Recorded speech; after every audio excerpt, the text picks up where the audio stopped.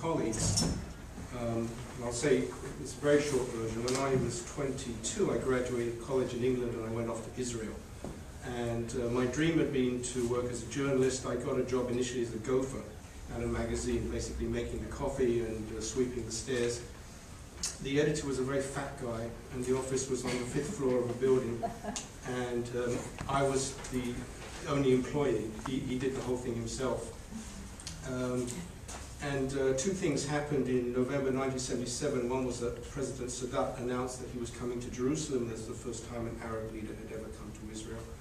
And the second thing was my editor was walking up the stairs, and somewhere between the 3rd and the 4th floor he had a heart attack and dropped dead. And the publisher really needed somebody immediately because it was a big dramatic event, so I was the editor. I was 23. And, you know, within, and I parlayed that into a career. I joined the Jerusalem Post, and I joined Reuters. Within 3 or 4 years, and I was covering the war in Lebanon. Reuters sent me around the world. I did, wars, assassinations. What I found was that I was very good, a very fast writer. Give me 20 minutes and I can bang up 1,000 words better than almost anyone. I got to travel around with the Secretary of State for 5 years on the plane, and then for 6 years I traveled around on Air Force One. But I never ever thought I would write a book. I would always say that I don't have that kind of talent. But it was my dad who persuaded me that I had to write a book about his life. He's a Holocaust survivor.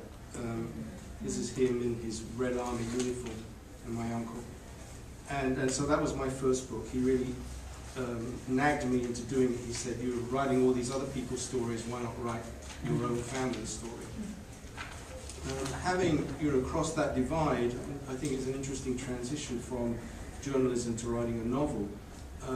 But there are quite a few journalists who've done it. Frederick Forsyth, who wrote The Day of the Jackal, was a Reuters correspondent just like me in Paris, and he covered President de Gaulle and then made that transition.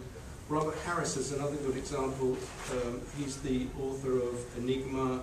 I don't know if you see in Bethesda Row, there's a movie now that's playing called The Ghost Rider. And it's directed by Roman Polanski, and it's written by Robert Harris, who worked for the Sunday Times in London for a long time. I think if you look at journalists' novels, what really distinguishes them is that sense of being a journalist comes through. It's the kind of very much grounded in the real world, very much based on true events, not an imaginary world, not an alternative universe, but the real world, and meticulous research. And so when I spent a year in Romania, I decided to write my latest novel, Romance Language, which contains a very meticulous reconstruction of the Romanian Revolution of 1989, to the extent that a lot of Romanians have told me that's the best account of their own revolution that they've read in either their language or somebody else's.